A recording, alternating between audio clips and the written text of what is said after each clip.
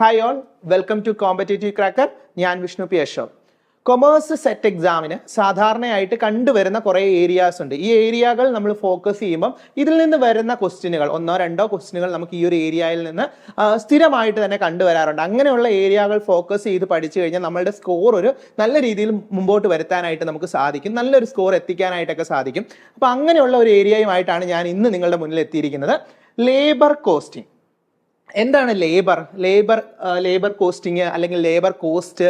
ഇതിനെപ്പറ്റി ഈ ഏരിയയിൽ നിന്നൊക്കെ തന്നെ, ലേബർ ടേൺ ഓവർ, ഈ ഏരിയയിൽ നിന്നൊക്കെ തന്നെ ക്വസ്റ്റ്യനുകൾ വന്ന് കാണാറുണ്ട്. അപ്പോൾ നമ്മൾ ഈ ഒരു ഏരിയ നല്ല രീതിയിൽ തന്നെ പഠിച്ചു കഴിഞ്ഞാൽ ഈ ഏരിയയിൽ നിന്ന് വരുന്ന ക്വസ്റ്റ്യനുകൾ നമുക്ക് എന്ത് ചെയ്യാനായിട്ട് പറ്റും? വളരെ പെട്ടെന്ന് തന്നെ ക്രാക്ക് ചെയ്തെടുക്കാനായിട്ട് പറ്റും. നമുക്കറിയാം, കോസ്റ്റിംഗ് എന്ന് പറയുന്ന ഏരിയയിൽ നിന്ന് ഒരുപാട് ക്വസ്റ്റ്യനുകൾ വരാറുണ്ട്. പ്രോസസ് കോസ്റ്റിംഗ്, മെത്തേഡ്സ് ഓഫ് കോസ്റ്റിംഗിൻ്റെ അകത്ത് തന്നെ എന്താണ്, ഇപ്പം മാർജിനൽ കോസ്റ്റിംഗിൻ്റെ അകത്ത് നിന്ന് വരാറുണ്ട്, പ്രോസസ് കോസ്റ്റിംഗിൽ നിന്ന് വരാറുണ്ട്, ജോബ് കോസ്റ്റിംഗിൽ നിന്ന് വരാറുണ്ട്. അപ്പോൾ അതുപോലെ തന്നെ ഒരു കോസ്റ്റിംഗ് ഏരിയ ആണ് ലേബർ കോസ്റ്റിംഗ്. ലേബർ കോസ്റ്റിംഗിൽ നിന്നും എന്ത് വരാറുണ്ട്? ക്വസ്റ്റ്യനുകൾ വരാറുണ്ട്. അപ്പോൾ തന്നെ ആ ഒരു ഏരിയ, ഓരോ കോസ്റ്റിംഗ് എന്ന് പറയുന്ന ആ ഒരു സിലബസിലെ എല്ലാ ഭാഗങ്ങളും A-Z നമ്മൾ പഠിക്കണം. നമുക്ക് നല്ല മാർക്ക് സ്കോർ ചെയ്യാൻ പറ്റുന്ന ഒരു ഏരിയ തന്നെയാണ്. പഠിച്ചു കഴിഞ്ഞാൽ വളരെ എളുപ്പത്തിൽ തന്നെ ക്രാക്ക് ചെയ്യാൻ പറ്റുന്ന ഒരു ഏരിയ തന്നെയാണ് കോസ്റ്റിംഗ് എന്ന് പറയുന്നത്. അപ്പോൾ ആ കോസ്റ്റിംഗിലെ ലേബർ കോസ്റ്റിംഗ് ആണ് നമ്മൾ പറയുന്നത്. ആദ്യമായിട്ട് എന്താണ് ലേബർ? ലേബർ എന്താണെന്ന് നോക്കാം. Labour is A human resources and efforts to convert the material into finished goods. ഒരു റോ മെറ്റീരിയലിനെ അതിനെ എന്താക്കി മാറ്റുകയാണ്? ഫിനിഷ്ഡ് ഗുഡ്സ് ആക്കി മാറ്റുന്ന ഒരു ലേബറിന്റെ എഫേർട്ട് ഉണ്ടല്ലോ, അതിനെയാണ് എന്തെന്ന് പറയുന്നത്? ലേബർ എന്ന് പറയുന്നത്. അതായത് ഒരു വ്യക്തി എന്ത് ചെയ്യുകയാണ്? ഒരു ഫിനിഷ്ഡ് ഒരു റോ മെറ്റീരിയൽ ആയിട്ടുള്ള റോ ഫോമിൽ ഇരിക്കുന്ന ഒരു ഗുഡ്സിനെ എന്തിലേക്ക് ആക്കുകയാണ്? ഒരു ഫിനിഷ്ഡ് ഗുഡ്സിലേക്ക് ആക്കുകയാണ്. ആ എടുക്കുന്ന എഫേർട്ടിന് പറയുന്ന, ആ എഫേർട്സിനെയാണ് എന്ന് പറയുന്നത് ലേബർ എന്ന് പറയുന്നത്. ലേബർ എന്ന് പറയുന്നത് എന്താണ്? Labour is A human resource.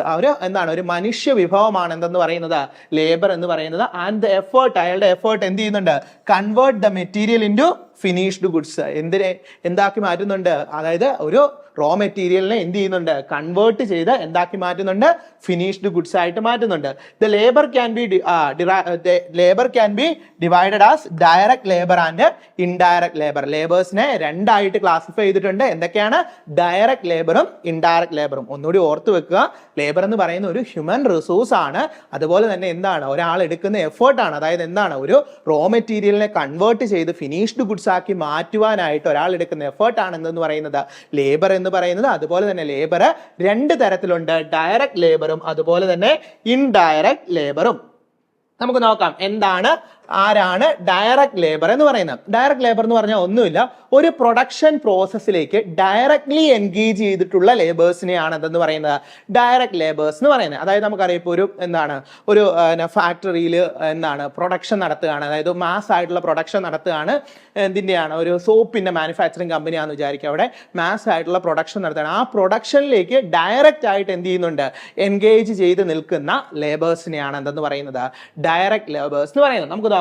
Direct labour is that labour which is directly engaged in the production of goods and services and which can be conveniently allocated a job, process or unit. എന്താ പറഞ്ഞേക്കുന്നത്? ഒരു process അല്ലെങ്കിൽ ഒരു job അല്ലെങ്കിൽ ഒരു production നടത്തുന്ന സമയത്ത് അതിലേക്ക് ഡയറക്റ്റ് ആയി എൻഗേജ് ചെയ്ത് നിൽക്കുന്ന ലേബേഴ്സിനെയാണ് എന്തെന്ന് പറയുന്നത്? ഡയറക്റ്റ് ലേബർ എന്ന് പറയുന്നത്. ഇവർക്ക് കറക്റ്റ് ആയിട്ട് അലോക്കേറ്റ് ചെയ്ത് കൊടുത്തിട്ടുണ്ട്. ഇവർ ചെയ്യേണ്ട ജോലി എന്താണ്, അതുപോലെ തന്നെ അവരുടെ പ്രോസസ്സ്, എന്ത് പ്രോസസ്സിലാണ് അവർ ഇൻവോൾവ് ആകേണ്ടത്, എത്ര യൂണിറ്റ് അവർ പ്രൊഡ്യൂസ് ചെയ്യണം, ഇങ്ങനെയുള്ള കാര്യങ്ങളെല്ലാം അവർക്ക് എന്ത് ചെയ്യുന്നുണ്ട്? അലോക്കേറ്റ് ചെയ്ത് കൊടുക്കുന്നുണ്ട്. അപ്പോൾ ഓർത്ത് വെക്കുക, നമ്മൾ ലേബേഴ്സ് രണ്ട് തരത്തിലുണ്ടെന്നാണ് പറഞ്ഞത്. ആദ്യത്തെ എന്തായിരുന്നു? ഡയറക്റ്റ് ലേബർ എന്ന് പറഞ്ഞാൽ ഒരു പ്രൊഡക്ഷൻ നടക്കുന്ന സമയത്ത് അല്ലെങ്കിൽ ഒരു ജോബ് ഫുൾഫില്ല് ചെയ്യുന്ന സമയത്ത് അല്ലെങ്കിൽ ഒരു പ്രോസസ്സ് നടത്തുന്ന സമയത്ത് ഡയറക്ട്ലി അതിൽ എൻഗേജ് ചെയ്തിട്ടുള്ള ലേബേഴ്സിനെയാണ് എന്തെന്ന് പറയുന്നത്? ഡയറക്റ്റ് ലേബർ എന്ന് പറയുന്നത്. ഓർത്ത് വെച്ചോണം കേട്ടോ, ഡയറക്റ്റ് ലേബർ. ഇതൊക്കെ സ്റ്റേറ്റ്മെന്റ് ഓറിയന്റഡ് ആയിട്ട് ചോദിക്കും. ഇനി നമുക്ക് നോക്കാം, ഈ ഡയറക്റ്റ് ലേബറിന്റെ സവിശേഷതകൾ എന്തൊക്കെയാണ്, ഫീച്ചേഴ്സ് എന്തൊക്കെയാണെന്ന് നോക്കാം. The direct labour is a part of prime cost. ഓർത്ത് വെച്ചോണം, മറന്നു പോകരുത്. ഡയറക്റ്റ് ലേബർ എന്ന് പറയുന്നത് എന്തിന്റെ പാർട്ടാണ്? പ്രൈം കോസ്റ്റിന്റെ പാർട്ടാണ്. നമ്മൾ കോസ്റ്റ് ഷീറ്റ് പഠിച്ചിട്ടില്ലേ? കോസ്റ്റ് ഷീറ്റ് പഠിച്ചിട്ടില്ലേ? കോസ്റ്റ് ഷീറ്റിന്റെ അകത്ത് നമ്മൾ എഴുതുന്ന കണ്ടിട്ടില്ലേ? കോസ്റ്റ് ഷീറ്റിന്റെ അകത്ത് എങ്ങനെയായിരുന്നു? ആദ്യം എന്തായിരുന്നു? Direct material, direct labour, direct overhead, ഇത് മൂന്നും കൂടി, അല്ലെ ഡയറക്റ്റ് എക്സ്പെൻസ്, ഇത് മൂന്നും കൂടി ആഡ് ചെയ്യുന്നതായിരുന്നു എന്തെന്ന് പറയുന്നത്? പ്രൈം കോസ്റ്റ് എന്ന് പറയുന്നത്. അപ്പൊ ഇവിടെ അത് തന്നെയാണ് അല്ലേ? അപ്പൊ ഇവിടെ പറഞ്ഞേക്കാണ് എന്താണ്? ഡയറക്റ്റ് ലേബർ എന്ന് പറയുന്നത് എന്തിന്റെ പാർട്ടാണ്? പ്രൈം കോസ്റ്റിന്റെ പാർട്ടാണ് എന്നുള്ള കാര്യം ഓർത്ത് വെക്കുക. ഒരു സ്റ്റേറ്റ്മെന്റ് ആയിട്ട് അങ്ങനെ തരും അല്ലെ. സ്റ്റേറ്റ്മെന്റ് ഓറിയന്റഡ് ക്വസ്റ്റ്യനുകൾ വരുമ്പോൾ ഒരു സ്റ്റേറ്റ്മെന്റ് ആയിട്ട് എന്ത് തരാം? Direct labour is a part of prime cost, prime കോസ്റ്റിന്റെ ഒരു പാർട്ടാണ്. ഇനി എന്താണ്? It cost can be identified with the total cost of production. It cost can be identified with the total cost of production അല്ലെ. Total cost of പ്രൊഡക്ഷനിൽ included ആയിട്ടുള്ള ഒന്നാണ് ഏതെന്ന് പറയുന്നത് ലേബർ കോസ്റ്റ് എന്ന് പറയുന്നത്. പിന്നെ എന്താ പറഞ്ഞത്? It varies with change in output. എന്താണ് പറഞ്ഞേക്കുന്നത്? ലേബർ കോസ്റ്റ് എങ്ങനെയാണ് വേരി ചെയ്യും അല്ലെ. Varies with change in output. Output change ചെയ്യുന്ന അനുസരിച്ച് ലേബർ കോസ്റ്റിനും എന്തുണ്ടാകാനുള്ള സാധ്യതയുണ്ട്? ചേഞ്ചസ് ഉണ്ടാകാനുള്ള സാധ്യതയുണ്ട്. അതിന്റെ ലാസ്റ്റ് വൺ എന്താണ്? It can be controlled. നമുക്ക് കൺട്രോൾ ചെയ്ത് നിർത്താൻ പറ്റുന്ന തരത്തിലുള്ള കോസ്റ്റ് ആണ് ഏതെന്ന് പറയുന്നത് ലേബർ കോസ്റ്റ്. അതിൽ തന്നെ ഡയറക്റ്റ് ലേബർ കോസ്റ്റ് എന്ന് പറയുന്നത് ഒന്നുകൂടി ഓർത്ത് വെക്കുക. ഡയറക്റ്റ് ലേബർ എന്ന് പറയുന്നത് എന്തിന്റെ പാർട്ടാണ്? പ്രൈം കോസ്റ്റിന്റെ പാർട്ടാണ്. ഡയറക്റ്റ് ലേബർ കോസ്റ്റ് എന്ന് പറയുന്നത് എന്തിന്റെ പാർട്ടാണ്? പ്രൈം കോസ്റ്റിന്റെ പാർട്ടാണ്. അതുപോലെ തന്നെ ഈ ഡയറക്റ്റ് ലേബർ കോസ്റ്റ് നമുക്ക് എന്താണ്? ടോട്ടൽ കോസ്റ്റില് എന്താണ്? ടോട്ടൽ കോസ്റ്റ് ഓഫ് പ്രൊഡക്ഷനിൽ ഐഡന്റിഫൈ ചെയ്യാൻ പറ്റുന്ന ഒന്നാണ് ഏതെന്ന് പറയുന്നത് ഈ ഡയറക്റ്റ് ലേബർ കോസ്റ്റ് എന്ന് പറയുന്നത്. അതുപോലെ തന്നെ ഡയറക്റ്റ് ലേബർ കോസ്റ്റ് എന്ത് ചെയ്തുകൊണ്ടിരിക്കും? ഫ്ലക്ച്വേറ്റ് ചെയ്തുകൊണ്ടിരിക്കും അല്ലെ, വേരി ചെയ്തുകൊണ്ടിരിക്കും on the basis of output. ഔട്ട്പുട്ടിനെ ബേസ് ചെയ്ത് വേരി ചെയ്തുകൊണ്ടേയിരിക്കും. അതുപോലെ തന്നെ ഇറ്റ് ക്യാൻ ബി കൺട്രോൾഡ്. നമുക്ക് കൺട്രോൾ ചെയ്യാൻ പറ്റുന്ന തരത്തിലുള്ള കോസ്റ്റ് ആണ് ഏതെന്ന് പറയുന്നത് ഡയറക്റ്റ് ലേബർ കോസ്റ്റ് എന്ന് പറയുന്നത്. അപ്പൊ ഇനി നമ്മൾ ഡയറക്ട് ലേബർ എന്താന്ന് പഠിച്ചു, ഡയറക്ട് ലേബർ കോസ്റ്റിന്റെ ഫീച്ചേഴ്സ് പഠിച്ചു അല്ലെ. ഇനി നമുക്ക് അടുത്ത് നോക്കാം ഇൻഡയറക്ട് ലേബർ അല്ലെ. നമ്മൾ പറഞ്ഞു ലേബേഴ്സ് രണ്ട് തരത്തിലാണെന്ന് പറഞ്ഞു. ഏതൊക്കെയായിരുന്നു? ഡയറക്ട് ലേബറും ഇൻഡയറക്ട് ലേബറും. അടുത്ത് നമ്മൾ പോവാണ് ഇൻഡയറക്ട് ലേബർ.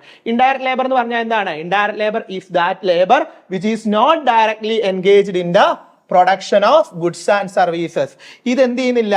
ഈ ഇൻഡയറക്ട് ലേബർ എന്ത് ചെയ്യുന്നില്ല? അതായത് ഗുഡ്സോ സർവീസസോ പ്രൊഡ്യൂസ് ചെയ്യുന്നതിന്റെ അകത്ത് ഡയറക്ട്ലി എൻഗേജ് ചെയ്യുന്നില്ല. എന്നാൽ ഇത്തരത്തിൽ ഡയറക്ട്ലി എൻഗേജ് ചെയ്യുന്ന ലേബേഴ്സിനെ ഹെൽപ്പ് ചെയ്യുന്ന ലേബേഴ്സ് ആണ് ഏതെന്ന് പറയുന്നത് ഇൻഡയറക്ട് ലേബേഴ്സ്. ഓർത്തു വെക്കുക. എന്താണ്? ഒരു പ്രൊഡക്ഷനോ ഒരു ജോബോ ഒരു പ്രോസസ്സോ ഒക്കെ നടക്കുന്ന സമയത്ത് ഡയറക്ട്ലി അതിൽ എൻഗേജ് ചെയ്യില്ല. പക്ഷെ എന്താണ്? അത്തരത്തിൽ എൻഗേജ് ചെയ്യുന്ന ലേബേഴ്സിനെ എന്ത് ചെയ്യുന്നുണ്ട്? ഹെൽപ്പ് ചെയ്യുന്നുണ്ട്. ആര്? Indirect labours.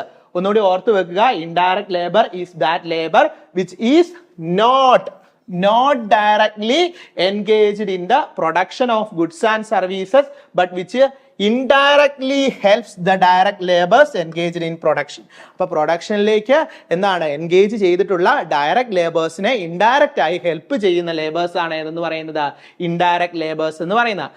എന്താണ്? ICMA defines the indirect labour cost as the cost other than direct wages cost. അതെ, ഡയറക്റ്റ് വേജ് കോസ്റ്റ് അല്ലാത്ത മറ്റു കോസ്റ്റുകളെല്ലാം ഏതിൻ്റെ അകത്ത് വരുന്നതാണ്?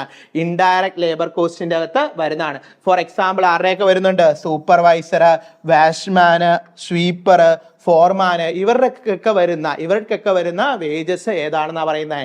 ഇൻഡയറക്റ്റ് ലേബർ കോസ്റ്റ് ആണ്. ഒന്നുകൂടി ഓർത്ത് വെക്കുക. ഇൻഡയറക്റ്റ് ലേബർ കോസ്റ്റ് എന്ന് പറഞ്ഞാൽ എന്തായിരുന്നു? Cost other than direct wages cost. Direct wages cost അല്ലാതെ വരുന്ന ബാക്കിയുള്ളവയെല്ലാം തന്നെ ഏതിൻ്റെ അകത്ത് വരുന്നതാണ്? ഇൻഡയറക്റ്റ് ലേബർ കോസ്റ്റിന്റെ അകത്ത് വരുന്നതാണ്. ഒന്നുകൂടി ഓർക്കുക കേട്ടോ. നമ്മൾ പറഞ്ഞുകൊണ്ടിരിക്കുന്നത് എന്താണ്? ലേബർ കോസ്റ്റിനെ പറ്റിയാണ്. ലേബർ രണ്ട് തരത്തിലാണുള്ളത്. ഡയറക്ട് ലേബറും ഉണ്ട്, ഇൻഡയറക്ട് ലേബറും ഉണ്ട്. ഡയറക്ട് ലേബർ എന്ന് പറഞ്ഞു കഴിഞ്ഞാൽ ഒരു പ്രൊഡക്ഷന്റെ അകത്ത് ഡയറക്ട്ലി എൻഗേജ് ചെയ്തിട്ടുള്ള ലേബേഴ്സ് ആണ്. എന്നാൽ പ്രൊഡക്ഷന്റെ അകത്ത് ഡയറക്ട്ലി എൻഗേജ് ചെയ്യാതെ അങ്ങനെ എൻഗേജ് ചെയ്തിരിക്കുന്ന ലേബേഴ്സിനെ ഇൻഡയറക്റ്റ് ആയി ഹെൽപ്പ് ചെയ്യുന്ന ലേബേഴ്സ് ആണ് indirect labours. Indirect labour cost എന്ന് പറഞ്ഞു കഴിഞ്ഞാൽ other than direct wages cost. Example പറഞ്ഞു കഴിഞ്ഞാൽ സൂപ്പർവൈസേഴ്സ്, വാച്ച്മാന്, സ്വീപ്പേഴ്സ്, ഫോർമാന് അങ്ങനെയുള്ള ആൾക്കാരൊക്കെയാണ് ഇതിൽ വരുന്നത് ഇൻഡയറക്റ്റ് ലേബേഴ്സിൽ വരുന്നത്. ക്ലിയർ ആയെന്ന് വിശ്വസിക്കുന്നു അല്ലെ. ഇനി നമുക്ക് നോക്കാം ഇതിന്റെ ഫീച്ചേഴ്സ്, സവിശേഷതകൾ എന്തെല്ലാമാണ് എന്ന് നോക്കാം. It importance as A direct labour. It has importance as A direct labour. ഇതെന്താണ്? ഇതും അതുപോലെ ഡയറക്ട് ലേബർ പോലെ തന്നെ വളരെ ഇമ്പോർട്ടന്റ് ആയിട്ടുള്ള ഒന്നാണ് ഏതെന്ന് പറയുന്നത് ഈ ഇൻഡയറക്ട് ലേബർ കോസ്റ്റ് എന്ന് പറയുന്നത്. ഈ ഡയറക്ട് ലേബേഴ്സിന് ആരെ വേണം? ഇൻഡയറക്ട് ലേബേഴ്സിന് വേണം. എന്തിനു വേണ്ടി? ഈ പ്രൊഡക്ഷൻ നല്ല രീതിയിൽ മുന്നോട്ട് കൊണ്ടുപോകുന്നതിന് വേണ്ടി. ഡയറക്ട് ലേബേഴ്സ് ആണ് എന്ത് ചെയ്യുന്നത്? പ്രൊഡക്ഷനകത്ത് ഡയറക്ട്ലി എൻഗേജ് ചെയ്തിരിക്കുന്നത്. പക്ഷെ അവരെ ഹെൽപ്പ് ചെയ്യുവാനായിട്ട് ആര് വേണം? ഇൻഡയറക്ട് ലേബേഴ്സ് വേണം. ഇനി എന്താണ്? It cost cannot be allocated but it can only be apportioned. Cost എന്ത് ചെയ്യുന്നില്ല? കറക്റ്റ് ആയിട്ട് എന്ത് ചെയ്യുന്നില്ല? അലോക്കേറ്റ് ചെയ്യുന്നില്ല. ബട്ട് അത് എന്ത് ചെയ്യുന്നുണ്ട്? അപ്പോർഷനേറ്റ് ചെയ്യുന്നുണ്ട്. ഒന്ന് ഓർത്ത് വെക്കുക കേട്ടോ. കോസ്റ്റ് എന്ത് ചെയ്യുന്നില്ല? ഈ indirect labour cost cannot be allocated. അങ്ങനെ ഒരു സെന്റൻസ് വന്നു കഴിഞ്ഞാൽ ഓർത്ത് വെച്ചോണം. Indirect labour cost cannot be allocated but can only be apportioned. Indirect labour cost എന്ത് ചെയ്യുന്നില്ല, അലോക്കേറ്റ് ചെയ്യുന്നില്ല, പക്ഷെ അത് എന്ത് ചെയ്യുന്നുണ്ട്, അപ്പോർഷനേറ്റ് ആണ് ചെയ്യുന്നത്. ഇനി എന്താണ്, it does not vary with the change in production change ചെയ്യുന്ന അനുസരിച്ച് എന്ത് വേരി ചെയ്യത്തില്ല, ഈ ഇൻഡയറക്റ്റ് ലേബർ കോസ്റ്റ് ചേഞ്ച് ചെയ്യത്തില്ല. ഡയറക്റ്റ് ലേബർ കോസ്റ്റ് എന്ത് ചെയ്യുമായിരുന്നു, പ്രൊഡക്ഷൻ ചേഞ്ച് ചെയ്യുന്ന അല്ലെങ്കിൽ ഔട്ട്പുട്ട് ചേഞ്ച് ചെയ്യുന്ന അനുസരിച്ച് ചേഞ്ച് ചെയ്യുമായിരുന്നു. എന്നാൽ ഇവിടെ എന്ത് ചെയ്യുന്നില്ല, ഇൻഡയറക്റ്റ് ആയിട്ടുള്ള ലേബർ കോസ്റ്റ് എന്ത് ചെയ്യുന്നില്ല, ഔട്ട്പുട്ടിനനുസരിച്ച് അല്ലെങ്കിൽ എന്താണ് പ്രൊഡക്ഷൻ അനുസരിച്ച് എന്ത് സംഭവിക്കുന്നില്ല, ചേഞ്ചസ് അല്ലെങ്കിൽ വേരിയേഷൻ അല്ലെങ്കിൽ ഫ്ലക്ച്വേഷൻസ് ഒന്നും വരുന്നില്ല. It cannot be controlled. ഇത് നമുക്ക് എന്ത് ചെയ്യാനായിട്ട് പറ്റത്തില്ല, കൺട്രോൾ ചെയ്യാനായിട്ട് പറ്റത്തില്ല. നമുക്ക് എന്ത് ചെയ്യായിരുന്നു, ഡയറക്റ്റ് ലേബർ കോസ്റ്റ് എന്ത് ചെയ്യാൻ പറ്റുമായിരുന്നു, കൺട്രോൾ ചെയ്യാനായിട്ട് പറ്റുമായിരുന്നു. It cannot be controlled. Features ഓർത്ത് വെച്ചോണേ, സവിശേഷതകൾ എന്തൊക്കെയാണെന്ന് ഓർത്ത് വെക്കുക. നമുക്ക് എന്താണ്, സ്റ്റേറ്റ്മെന്റ് ഓറിയന്റഡ് ക്വസ്റ്റ്യനുകൾ വരും. അപ്പൊ അതുകൊണ്ട് തന്നെ ഓരോ സ്റ്റേറ്റ്മെന്റും നമുക്ക് പ്രാധാന്യമുള്ളതാണ്. അതുകൊണ്ട് തന്നെ ഓരോ സെന്റൻസും കറക്റ്റ് ആയിട്ട് മനസ്സിലാക്കി പോവുക. ഇനി നമുക്ക് നോക്കാം എന്താണ് ലേബർ കോസ്റ്റ്. ലേബർ കോസ്റ്റ് എന്ന് പറഞ്ഞാൽ എന്താണ്, labour cost is the second major element of cost. കോസ്റ്റിന്റെ അകത്തെ സെക്കൻഡ് മേജർ എലമെന്റ് ആണ് മെറ്റീരിയൽ കോസ്റ്റ്, ലേബർ കോസ്റ്റ്, അല്ലെ, അങ്ങനെയല്ലേ പോകുന്നത്. അപ്പൊ സെക്കൻഡ് മേജർ കോസ്റ്റ് ആണ് ഏതെന്ന് പറയുന്നത്, ലേബർ കോസ്റ്റ് എന്ന് പറയുന്നത്. അപ്പൊ അതൊന്ന് ഓർത്ത് വെച്ചോണം കേട്ടോ, ആ ഒരു സ്റ്റേറ്റ്മെന്റ് ഓർത്ത് വെച്ചോണം. ലേബർ കോസ്റ്റ് എന്ന് പറയുന്നത് എന്താണ്, second major element of cost ആണ്.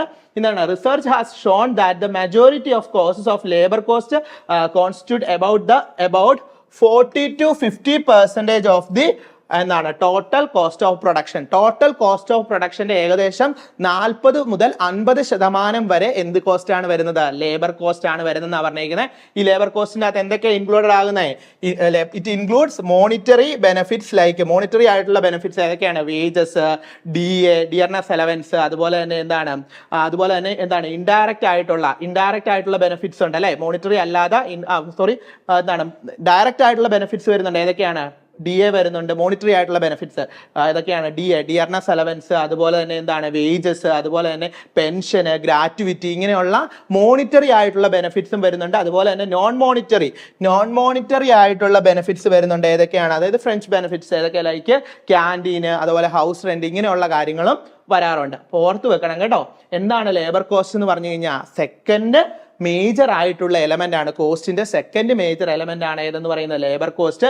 ലേബർ കോസ്റ്റ് എന്ന് പറഞ്ഞാൽ ടോട്ടൽ കോസ്റ്റ് ഓഫ് പ്രൊഡക്ഷന്റെ ഏകദേശം 40 മുതൽ 50% വരെ ലേബർ കോസ്റ്റ് ആയിരിക്കും. അതുപോലെ തന്നെ എന്താണ് പറഞ്ഞിരിക്കുന്നത്, ലേബർ കോസ്റ്റിന്റെ അകത്ത് മോണിറ്ററി ആയിട്ടുള്ളതും നോൺ മോണിറ്ററി ആയിട്ടുള്ള കോസ്റ്റുകൾ ഇൻക്ലൂഡഡ് ആകാറുണ്ട്. മോണിറ്ററി എന്ന് പറഞ്ഞാൽ DA, അതുപോലെ പെൻഷന്, ഗ്രാറ്റുവിറ്റി, അങ്ങനെയുള്ള കാര്യങ്ങൾ, വേജസ്, അതൊക്കെയാണ് ഇതിൻ്റെ അകത്ത് വരുന്നത് മോണിറ്ററി ആയിട്ടുള്ള. നോൺ മോണിറ്ററി എന്ന് പറഞ്ഞാൽ ക്യാൻറ്റീന്, ഹൗസിങ്, അങ്ങനെയുള്ള കാര്യങ്ങളൊക്കെയാണ് വരുന്നത്. ഓർത്ത് വെക്കുക കേട്ടോ. ഇനി നമുക്ക് നോക്കാം എന്താണ് പേഴ്സണൽ ഡിപ്പാർട്ട്മെന്റ് എന്ന് പറഞ്ഞു കഴിഞ്ഞാൽ, personal department is concerned with the employment. ഓർത്ത് വെക്കണം കേട്ടോ, concerned with employment, transfer and discharge of employees.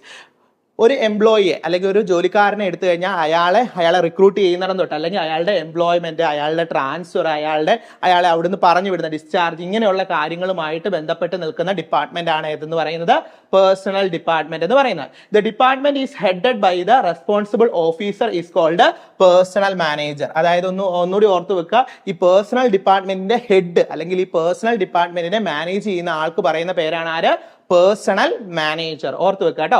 The important duties of this department include, ഈ ഡിപ്പാർട്ട്മെന്റ് ചെയ്യുന്ന ഇമ്പോർട്ടന്റ് ആയിട്ടുള്ള ഡ്യൂട്ടീസ് എന്തൊക്കെയാണ്, recruitment, selection, training, placement, fixation of remuneration, performance appraisal. ഒന്ന് ഓർത്ത് വെക്കുക, എന്താണ് പേഴ്സണൽ ഡിപ്പാർട്ട്മെന്റ് എന്ന് പറഞ്ഞു കഴിഞ്ഞാൽ പ്രധാനമായിട്ടും എന്താണ് എംപ്ലോയ്മെന്റ്, ട്രാൻസ്ഫർ, ഡിസ്ചാർജ്, ആ എംപ്ലോയീസിന്റെ ഇത്തരത്തിലുള്ള കാര്യങ്ങളുമായി ബന്ധപ്പെട്ട് നിൽക്കുന്ന ഡിപ്പാർട്ട്മെന്റ് ആണ് ഏതെന്ന് പറയുന്നത്, പേഴ്സണൽ ഡിപ്പാർട്ട്മെന്റ് എന്ന് പറയുന്നത്. അതുപോലെ തന്നെ പേഴ്സണൽ ഡിപ്പാർട്ട്മെന്റിന്റെ ഹെഡ് അല്ലെങ്കിൽ അതിന് റെസ്പോൺസിബിൾ ആയിട്ടുള്ള ഓഫീസർക്ക് പറയുന്ന പേര് പേഴ്സണൽ മാനേജർ എന്നാണ്. ഈ പേഴ്സണൽ ഡിപ്പാർട്ട്മെന്റ് ചെയ്യുന്ന ഡ്യൂട്ടീസ് എന്തൊക്കെയാണെന്ന് ചോദിച്ചാൽ, recruitment, selection, training, placement, fixation of remuneration and performance appraisal. Direct ആയിട്ട് വരാറുണ്ട് കേട്ടോ, ഇതുപോലെ ഡയറക്റ്റ് ആയിട്ട് ക്വസ്റ്റ്യൻ വരാറുണ്ട്. സ്റ്റേറ്റ്മെന്റ് തരികയാണ്, എന്താണ് the important duties of personal departments includes recruitment, selection, training, placement എന്നൊക്കെ പറഞ്ഞു തരാറുണ്ട്. അപ്പൊ ആ സ്റ്റേറ്റ്മെന്റ് എന്താണ്, ട്രൂ ആണ്. അങ്ങനെ സ്റ്റേറ്റ്മെന്റ് ഓറിയന്റഡ് ആയിട്ട് വരും. അപ്പൊ അതുകൊണ്ട് തന്നെ ഇതൊക്കെ പഠിച്ചോണം. പേഴ്സണൽ ഡിപ്പാർട്ട്മെന്റ് എന്ന് നോക്കിയേ, different department send their requirements for the placement of workers. ഓരോ ഡിപ്പാർട്ട്മെന്റ്, ഇപ്പോൾ മാർക്കറ്റിംഗ് ഡിപ്പാർട്ട്മെന്റ് ഉണ്ട്, അതുപോലെ തന്നെ എന്താണ് ഫിനാൻസ് ഡിപ്പാർട്ട്മെന്റ് ഉണ്ട്, അങ്ങനെയുള്ള ഡിപ്പാർട്ട്മെന്റുകളെല്ലാം എന്ത് ചെയ്യും, അവർക്ക് ആവശ്യമായിട്ടുള്ള റിക്വയർമെന്റ്സ്, അവർക്ക് കുറച്ച് ആൾക്കാരെ വേണം, ജോലിക്കാരെ വേണം, അതിനാവശ്യമായിട്ടുള്ള റിക്വയർമെന്റ്സ് എല്ലാം ആർക്ക് സെൻഡ് ചെയ്യും, ഈ പേഴ്സണൽ ഡിപ്പാർട്ട്മെന്റിന് സെൻഡ് ചെയ്യും. അവരായിരിക്കും അതിന് ആൾക്കാരെ എന്ത് ചെയ്യുന്നത്, റിക്രൂട്ട് ചെയ്യുന്നത്. അതാണ് പറഞ്ഞത്, ഡിഫറെന്റ് ഡിപ്പാർട്ട്മെന്റ് സെൻസ് ദെയർ എന്താണ് requisitions for placement of workers to personal department and the department decided to selection procedure to be followed. ഒന്നുമില്ല, എന്താണ് ഓരോരുത്തർക്കും ആവശ്യമായിട്ടുള്ള റിക്വയർമെന്റ്സ്, ഇപ്പം എന്താണ് ഇപ്പൊ ഫിനാൻഷ്യൽ ഡിപ്പാർട്ട്മെന്റിനുണ്ടായിരിക്കും, അതുപോലെ തന്നെ മാർക്കറ്റിംഗ് ഡിപ്പാർട്ട്മെന്റ്, അങ്ങനെയുള്ള ഓരോ ഡിപ്പാർട്ട്മെന്റിലേക്കും ആളുകളെ ആവശ്യമുണ്ടായിരിക്കും. അപ്പൊ അവർക്ക് ആവശ്യമായിട്ടുള്ള റിക്വയർമെന്റ്സിന് ഇത്ര പേരെ വേണം എന്നുള്ള കാര്യം അവർ എന്ത് ചെയ്യും, ആർക്ക് റിക്വസ്റ്റ് കൊടുക്കും, പേഴ്സണൽ ഡിപ്പാർട്ട്മെന്റിന് റിക്വസ്റ്റ് കൊടുക്കും, ഒരു റിക്വസിഷൻ കൊടുക്കും, ഇത്ര ആളുകളെ റിക്രൂട്ട് ചെയ്ത് വേണം. എന്നിട്ട് ഈ ആളുകൾ റിക്രൂട്ട് ചെയ്യുന്ന, സെലക്ഷൻ ചെയ്യുന്ന കാര്യങ്ങളെല്ലാം നടത്തുന്ന ആരായിരിക്കും, ഈ പേഴ്സണൽ ഡിപ്പാർട്ട്മെന്റ് ആയിരിക്കും. The department also keep the record. ഈ ഡിപ്പാർട്ട്മെന്റ് ഒരു റെക്കോർഡ് കീപ്പ് ചെയ്യാറുണ്ട് ഫോർ എ പർട്ടിക്കുലർ എംപ്ലോയീസിനെ പറ്റി ഈ ഒരു പേഴ്സണൽ ഡിപ്പാർട്ട്മെന്റ് ഒരു റെക്കോർഡ് കീപ്പ് ചെയ്യാറുണ്ട്. ആ റെക്കോർഡിന് പറയുന്ന പേരാണ് എന്ത്, employees history card. Employee history card ഒന്നുകൂടി ഓർത്ത് വെക്കുക. The department also keep A record of A particulars of employees. These records is kept on a card is known as employees history card. അപ്പൊ employees history കാർഡിനെ പറ്റിയൊക്കെ ഒരു statement ആയിട്ട് വരും കേട്ടോ. Employees history card is maintained by personnel department. Okay, അങ്ങനെ പറഞ്ഞിട്ട് ഒരു സ്റ്റേറ്റ്മെന്റ് വരികയാണ്. രണ്ടാമതായിട്ട് സ്റ്റേറ്റ്മെന്റ് വരികയാണ്, the department is also records a particular of the employees. The record is kept on a card is known as employees എന്താണ് history card. ഇങ്ങനെ വന്നു കഴിഞ്ഞാൽ എന്താണ്, രണ്ട് സ്റ്റേറ്റ്മെന്റുകളും ട്രൂ ആണ്. അപ്പം ഇതൊക്കെ പഠിച്ചോണം കേട്ടോ. ഈ ഒരു സ്റ്റേറ്റ്മെന്റ് ഒക്കെ നല്ലപോലെ നിങ്ങൾ മനസ്സിലാക്കി പഠിക്കുക. സ്റ്റേറ്റ്മെന്റ് ഓറിയന്റഡ് ആയിട്ടാണ് ഇപ്പോൾ ക്വസ്റ്റ്യനുകൾ വരുന്നത്. കോമ്പറ്റേറ്റീവ് എക്സാമുകളെല്ലാം എഴുതുന്നവർക്ക് അറിയാം അല്ലേ, സെറ്റ് പോലുള്ള ഒരു കോമ്പറ്റേറ്റീവ് എക്സാം നമ്മൾ എഴുതുമ്പോൾ നമ്മൾ എല്ലാ സ്റ്റേറ്റ്മെന്റും വൃത്തിയായിട്ട് പഠിച്ചു വെക്കണം. എന്നാൽ മാത്രമേ ഉള്ളൂ ആ സ്റ്റേറ്റ്മെന്റ് ട്രൂ ആണോ ഫോൾസ് ആണോ, ആ അസേർഷന് പാകത്തിലുള്ള റീസൺ ആണോ താഴെ കൊടുത്തിരിക്കുന്നത് എന്നൊക്കെ നമുക്ക് മനസ്സിലാക്കാനായിട്ട് പറ്റത്തുള്ളൂ. ഇനി നമുക്ക് നോക്കാം എന്താണ് ടൈം സ്റ്റഡി. ടൈം സ്റ്റഡി എന്ന് പറഞ്ഞു കഴിഞ്ഞാൽ it may be defined as observing the time required to do a particular. ഒന്നുമില്ല, എന്താണ് എത്ര ടൈം ഒരു കാര്യം ചെയ്യാനായിട്ട്, അല്ലെങ്കിൽ എത്ര ടൈം എടുക്കും എന്നതിനെ കണക്കാക്കുന്നതിനെയാണ് എന്ന് പറയുന്നത് ടൈം സ്റ്റഡി എന്ന് പറയുന്നത്. It relates to fixing a standard time for doing a job under a given condition. ഒരു പർട്ടിക്കുലർ കണ്ടീഷനിൽ എത്ര ടൈം എടുത്ത് ആ ജോലി ചെയ്യാം എന്നുള്ളൊരു സ്റ്റാൻഡേർഡ് ടൈം ഇതിൽ എന്ത് ചെയ്യുന്നുണ്ട്, ഫിക്സ് ചെയ്യുന്നുണ്ട്. It means to achieve the economy in time. It is a technique which is used to measure the time taken by the workers perform a job. ഉറപ്പായിട്ട് നിങ്ങൾ ഈ ഒരു സ്റ്റേറ്റ്മെന്റ് പഠിച്ചു വെക്കണം. It is a techniques which is used to measure the time taken by a worker to a particular job.